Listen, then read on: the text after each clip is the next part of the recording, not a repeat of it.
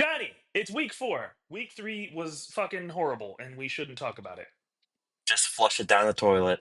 1 and 3.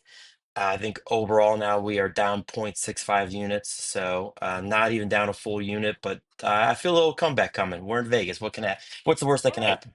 You're gonna have bad weeks, unless you're Bill Simmons and you bet on the Steelers every week, and then you just win. Exactly. They might be a wagon. I'm kind of jealous that I still don't believe in them. But yeah, go Steelers. Last week hurt me. It hurt me.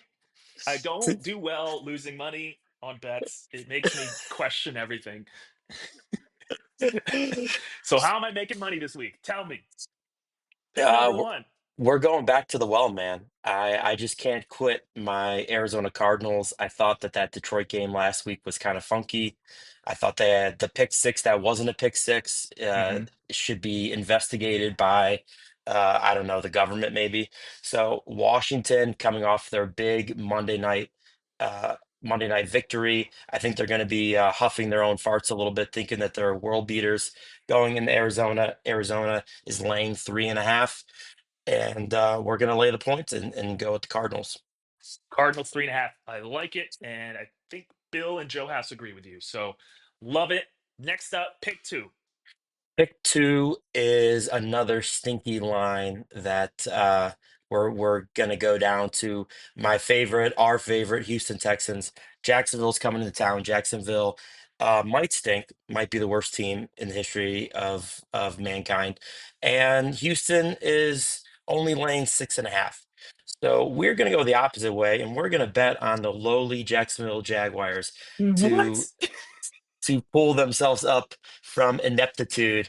Oh. It's the same situation as last week. Like, why is this not more than a touchdown?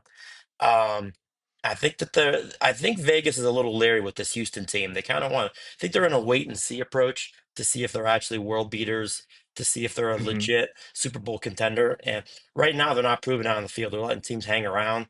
And even if this is a backdoor cover, I think this is a kitchen sink game, proverbially speaking, with Jacksonville. I think that if they don't win or get demolished, Doug Peterson might be left in Houston to find his way home. So that's kind of what we're betting on.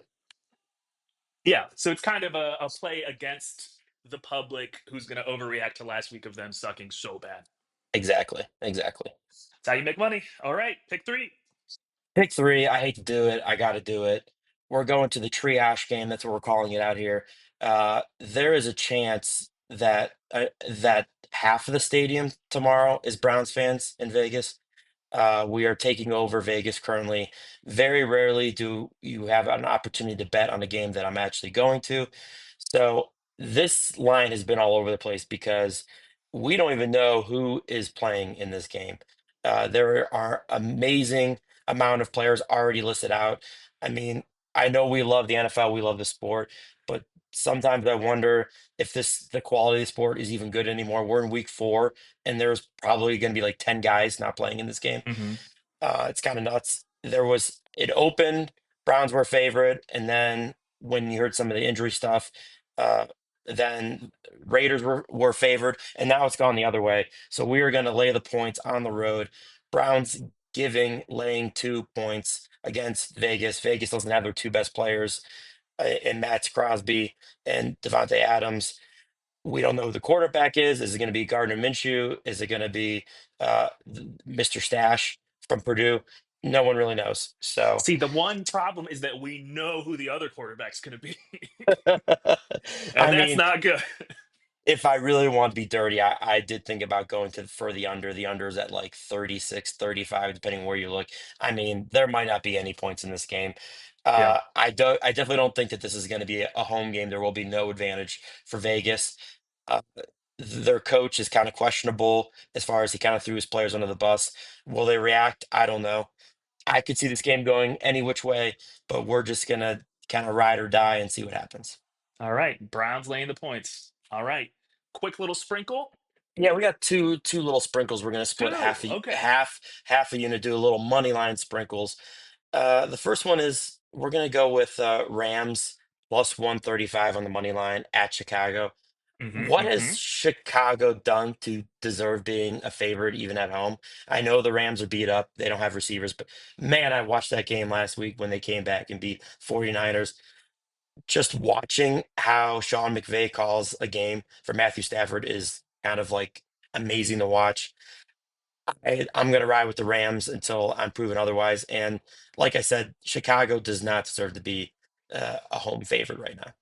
Yeah, they're not very good. They're not very good. All right, money line on the road. I like Yes. it. That second half And of then the sprinkle. another half unit, we're going to go with a team that I was so out on at the beginning of the year, starting rookie quarterback. I thought they're going to be hot trash, and they showed me a little moxie in the last two games. So we're going to go the Denver Broncos going to the New York Jets, and we're going to get them at plus 320, so about 3-1 odds on the money line. That's why we call it a sprinkle. But the Jets have been meh. I mean, they're happy to be 2-1, but they haven't looked amazing. That defense looks suspect. And I so far through 3 weeks have been proven wrong about Bo and Nix. He looks at least average enough with their defense, and Sean Payton calling good games so far. So we're gonna put a little sprinkle on Broncos and see if they can pull the upset. Oh boy, I'll dip my toe with you. We'll see. Yes, yes. Hey, 3-1. That's why you put a little sprinkle on it. See what happens. Yeah. Triple Okay. your money up. So. I like that. I like hearing that. All right. You got the Buckeyes today, big. How you got? Alabama or Georgia? Alabama. I'm on Alabama. Ooh, okay. I think Georgia is a little overinflated right now. So we're Is it we're gonna see. possible for both of them to lose? Can we do No, that? I was waiting. I was looking at the standings. My hot take is it's gonna be a close game, and they're both gonna move above Ohio State. God damn.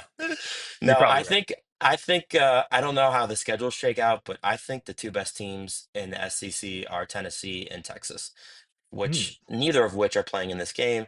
But because of the history of these two teams and kind of the national championships, I understand why this is going to be, the game of the century. Hmm. But I don't think that either of these two teams are the class of the SEC at this point. Okay. Enjoy Vegas, my friend. Let's Thank make some you. money.